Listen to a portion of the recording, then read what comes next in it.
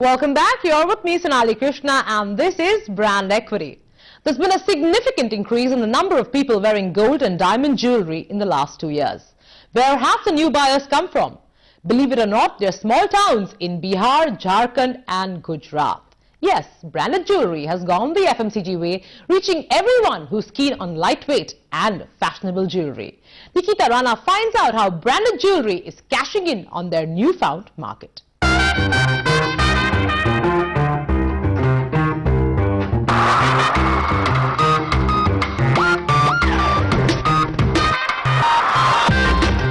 It's already a 100,000 crore rupee market and wants to become bigger by going the FMCG way.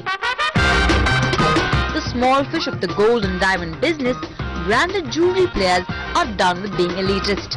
Believe it or not, their new focus is the mass segment.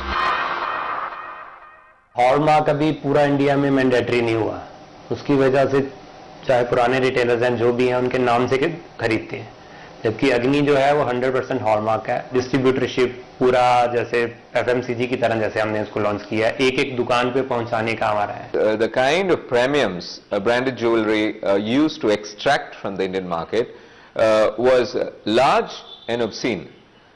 Today what's really happened is branded jewelry has suddenly realized that surviving in a niche is a tough thing. While currently branded players form only 13% of the Indian jewelry market, their share of the pie is growing fast. They've come a long way from a meager 4% they occupied in 2004. But will low-priced branded jewelry work in the Indian market? Oyster Bay and Ishit are two brands that have had to shut down after they entered this segment. There are going to be a lot of such failures because this is a market that's traditionally behaved in some way. So there is going to be some amount of experimentation and there will definitely be more failures than successes. आज की तारीख में 2400 से हम जो product हमारा कृष्णा का है तो कोई भी लोग यूज कर सकते हैं. तो जो बड़ा है रेशियो, ज्यादा ग्रोथ जो हुआ है वो लोअर में हुआ है. With a predominantly young population, jewelry players are fast realizing that going mass is the only way to garner scale. Gone are the days of bulky, gaudy jewelry. Today's women are looking for light and affordable jewelry which traditional players are not equipped to cater to.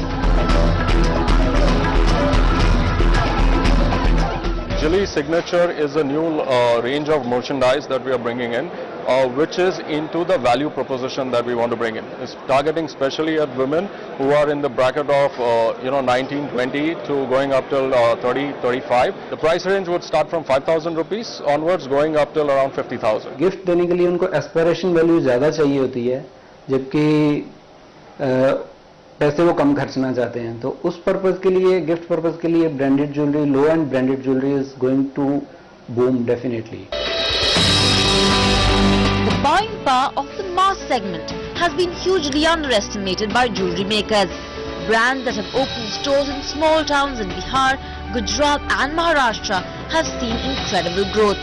Agni, Krishna and Jilly have been successful in making themselves available to every eager consumer through the shop-and-shop format. If you want to buy a piece of finger ring, I can buy a similar diamond ring at probably at similar rate which I would have probably bought a gold ring sometime back. And that parity has come into the picture. Therefore, these urbanization and the aspirations of people are now making people larger numbers shift towards diamonds. Branded jewelry is aspirational and now affordable. Middle-income households couldn't have hoped for a better combination. And it's that desire for low-cost chic that's taking mass jewelry brands places, literally. From jewelry, let's move on to toys. Now, Hamleys,